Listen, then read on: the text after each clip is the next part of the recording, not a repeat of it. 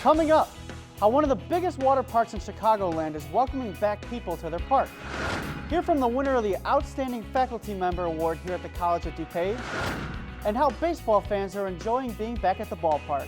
All that and more on this edition of Courier TV News.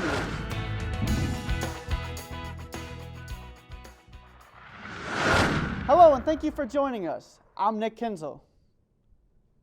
After only being able to be open for half a season last year, the Family Fun is returning once again this summer as Raging Waves has announced it will be opening up for a full season in 2021.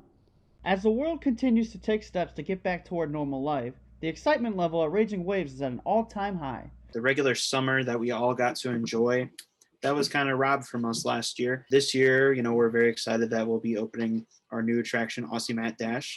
6-lane mat racer, one of 3 in the world, so that'll be very exciting. So just really looking forward to what is to come rather than what was. Safety of the guests continues to be the top priority of the park. We follow all of the state guidelines. Anything that the state says, that's what we're going to do. We're 58 acres. We're the largest water park in Illinois, so being able to social distance is something that is much easier than other public, facilities. Raging Waves opens up for the 2021 season on June 5th. For tickets and park information, go to ragingwaves.com. With baseball season here, every fan is happy to be back in the ballpark again, but there's still a pandemic going on. CNTV's Nick Calderazzo has more with that story. Spring here and summer is close. Lots of people are happy that the MLB is letting people back in the stands to watch their favorite team play live. To welcome the best fans in baseball. With all the fans happy to be back at the ballparks, cheering on their team, there is still safety rules they have to follow.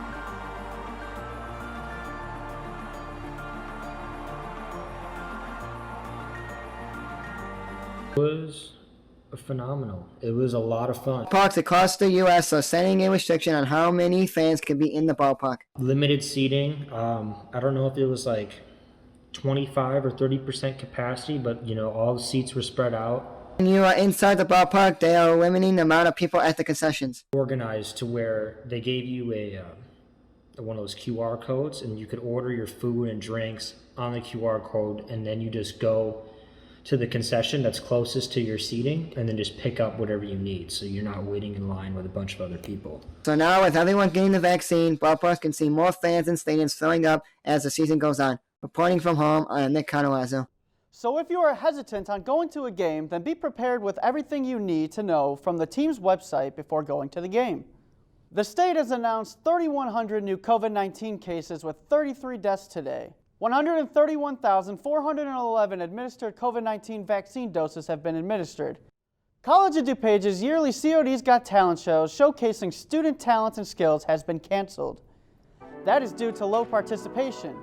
Organizers are hopeful for next year's turnout and are optimistic for a live in-person show next spring. This year's annual fashion show is put on hold due to COVID-19.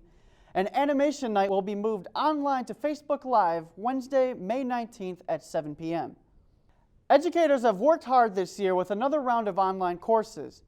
With that, College of DuPage congratulates Jason Snart as this year's Outstanding Faculty Member. CNTV's Leslie Gonzalez has more. Obviously, it's an honor, and especially with the COD award, but really with the other one too. I mean, it's always a matter of really knowing that so many people are deserving of that kind of an award, like every semester, every year. And then I have to say that for the League for Innovation one is kind of neat because it's so specific in terms of like the innovation part of it. Like what work are you doing that's really cutting edge, or that's really pushing the envelope kind of a thing.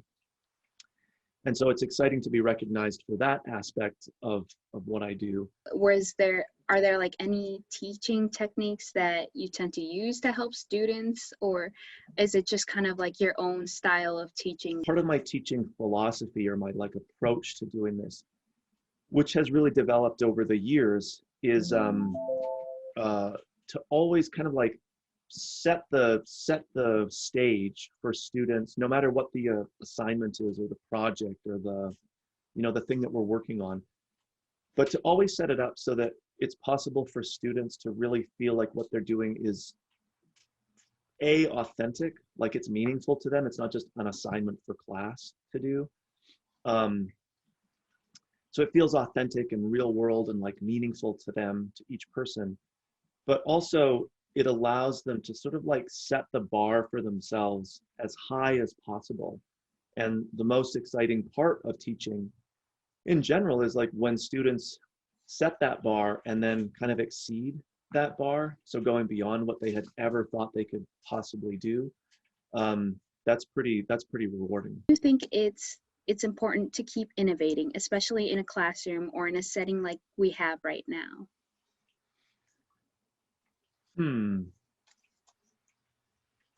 So I'll try to answer your question, but I want to answer a slightly different question first. I think the danger of always wanting to innovate and sort of always pushing the envelope or pushing the boundaries is that you can lose sight of the fact that, innovation of any kind, whether it's like a new technology or tool that you're using in the class or something else, a new technique maybe, it should always be in the service of like solving a problem that's existing or helping you do something better, that even if you're okay at it now, you sense that there's a way to do it more meaningfully, to improve success, or whatever the metric is or the measurement is. But it's easy to lose sight, I think, of that for folks who like innovation and like the new technologies and, this is shiny new thing, let's use that. And it's almost like you just use the tool for the sake of using the tool. It doesn't really solve any problem. So I think that's sort of the flip side to the question you're asking about, like, why innovate? That's the danger. And I think, again, the answer would be that sense that we can always be doing things better. There's no sort of like, I do this perfectly now, so I'm never going to change it. Like, that's sort of a dangerous attitude for anybody, for anything. I've perfected this thing. I no longer have to think about it, especially with something like teaching. I know that I'm learning a lot, just as like even the basics, sort of like how to manage classes and how to manage time and how much time is too little for students to do something, how much time is too much for students to do something, the whole Zoom fatigue and just like kind of the burnout part of it. So it's been a really interesting learning experience. And I'm actually excited, to be totally honest with you, about getting back to normal for all the obvious reasons, but also to sort of implement some of the new things that I've learned in this pandemic teaching moment, but in my just like normal, regular teaching as well. Things that I think I did almost out of survival, especially like last spring when everything went remote all of a sudden and like the world just sort of turned upside down almost instantly. People were just scrambling to get across the finish line for that semester. So there's things that I've learned in that kind of panic moment, but also as I've had more time to like plan better and figure out what tools work really well in conjunction with what other tools and what just gets in the way and is clutter and sort of extra fluff that doesn't need to be there. I'm really excited to try that out or practice that as part of my normal teaching once we can finally get back to that. The College of DuPage recognizes its faculty's hard work during this uncertain time and encourages them to keep doing their best.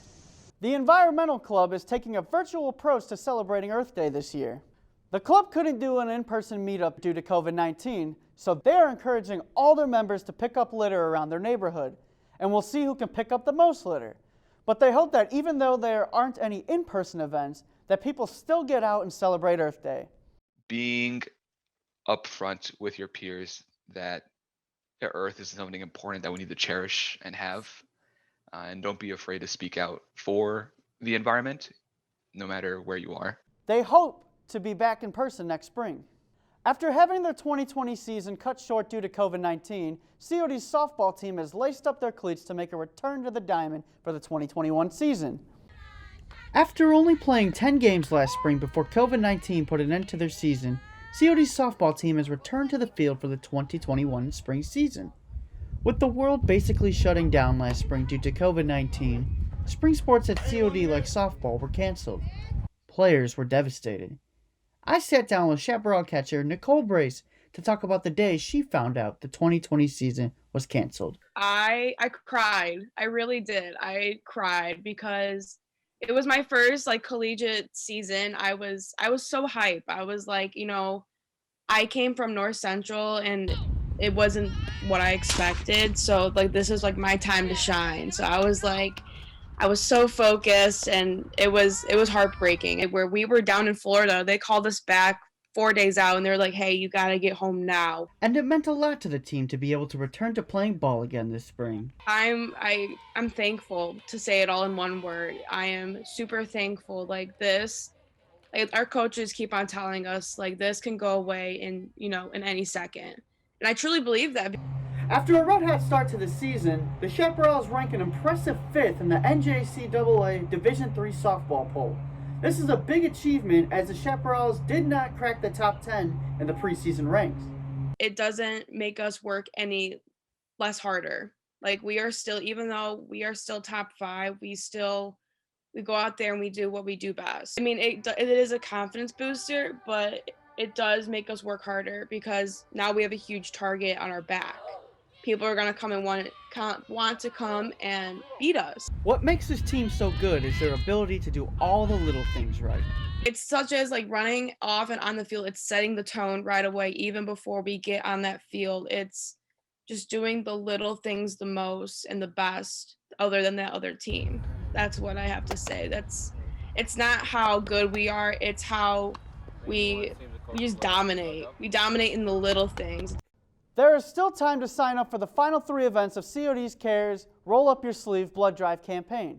The blood drive will take place on Friday, April 23rd at the Bloomingdale Marianos located at 144 South Gary Avenue, Tuesday, April 27th at the Elmhurst Marianos located at 678 North York Street, and Friday, April 30th at the Westmont Marianos located at 150 West 63rd Street.